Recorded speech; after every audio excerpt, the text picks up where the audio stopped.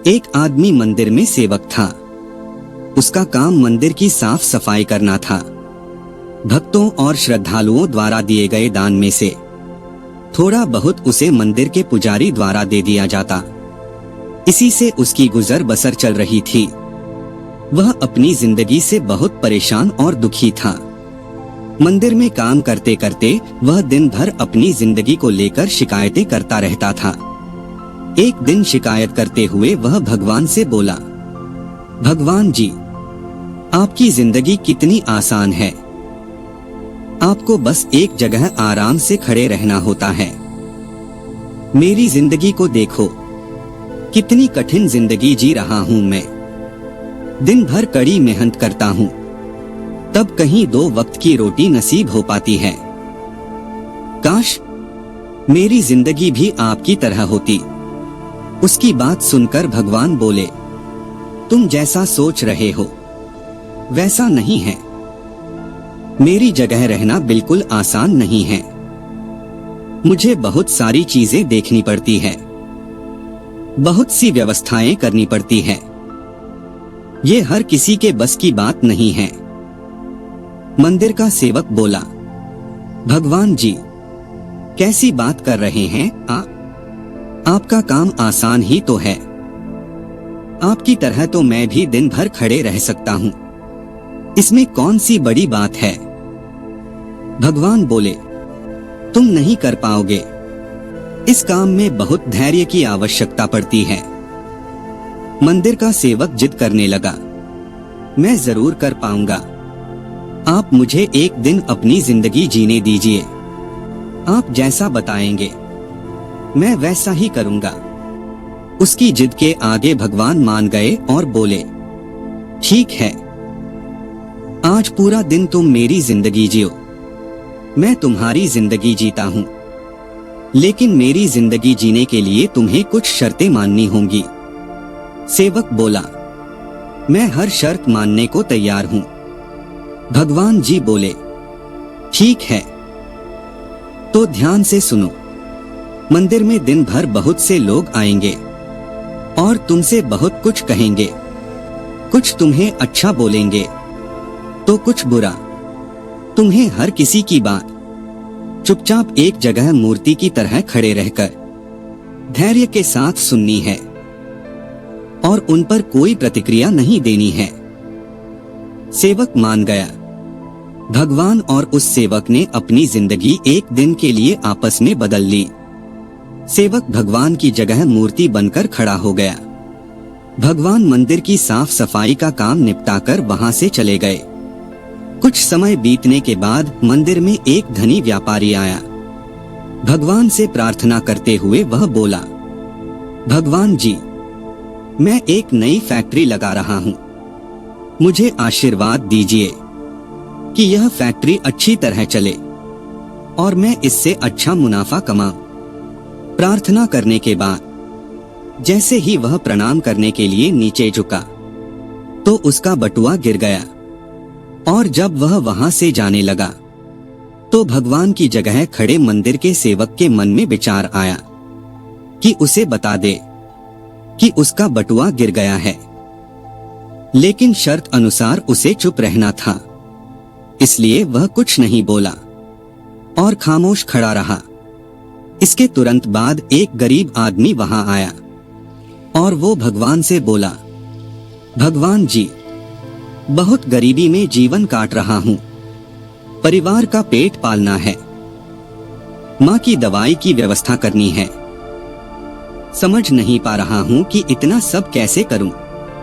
आज देखो, मेरे पास बस 1 रुपया है। इससे मैं क्या कर पाऊंगा। आप ही कुछ चमत्कार करो और मेरे लिए धन की व्यवस्था कर दो। प्रार्थना करने के बाद जैसे ही वह जाने को हुआ, उसे नीचे गिरा व्यापारी का बटुआ दिखाई दिया।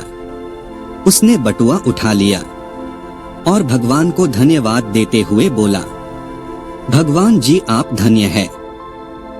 आपने मेरी प्रार्थना इतनी जल्दी सुन ली। इन पैसों से मेरा परिवार कुछ दिन भोजन कर सकता है। माँ की दवाई की भी व्यवस्था हो जाएगी। भगवान को धन्यवाद देकर वह वहां से जाने लगा। तब भगवान बने मंदिर के सेवक का मन हुआ कि उसे बता दे कि वह बटुआ तो व्यापारी का है, उसे मैंने नहीं दिया है। वह जो कर रहा है वह चोरी है। लेकिन वह चुप रहने के लिए विवश था, इसलिए मन मारकर चुपचाप खड़ा रहा।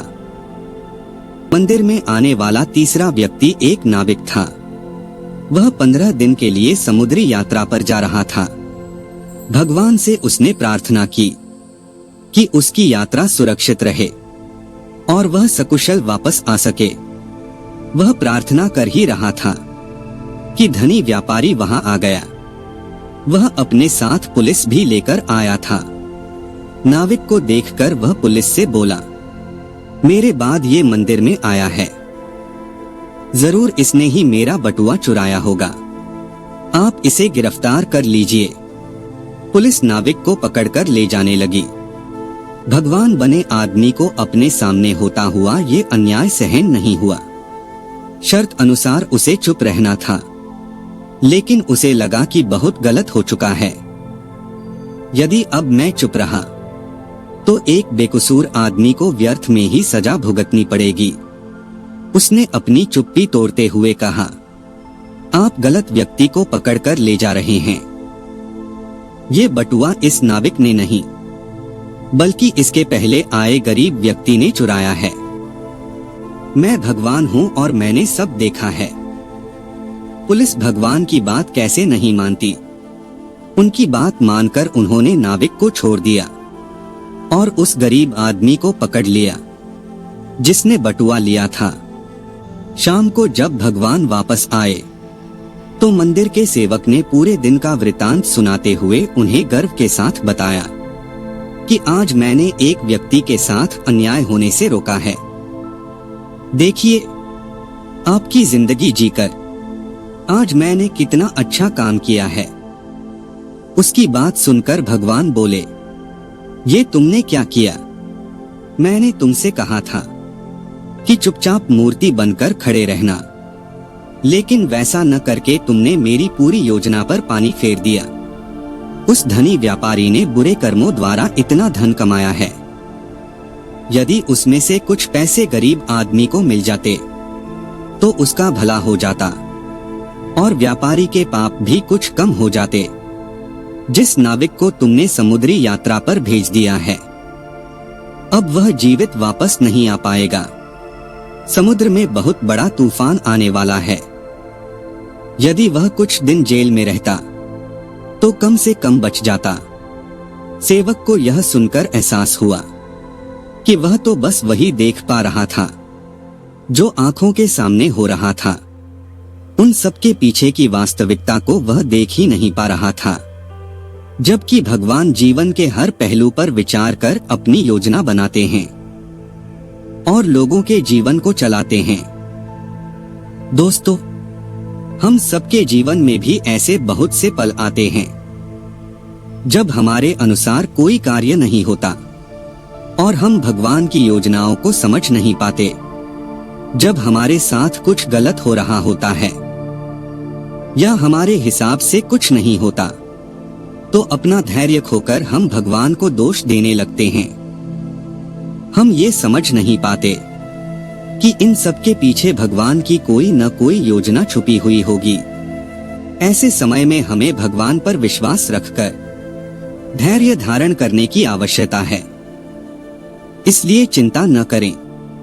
यदि आपकी मर्जी से कुछ नहीं हो रहा तो इसका अर्थ यह है कि वह भगवान की मर्जी से हो रहा है, और भले ही देर से ही सही, भगवान की मर्जी से सब अच्छा ही होता है। दोस्तों, मैं आशा करता हूं कि आपको ये कहानी जरूर पसंद आई होगी। अगर आपको ये कहानी पसंद आई हो तो लाइक और शेयर जरूर करें और ऐसी ही जीवन को सीख देने वाली मोटिवेशनल कहानी सुनने के लिए हमारा चैनल सब्सक्राइब करें। धन्यवाद।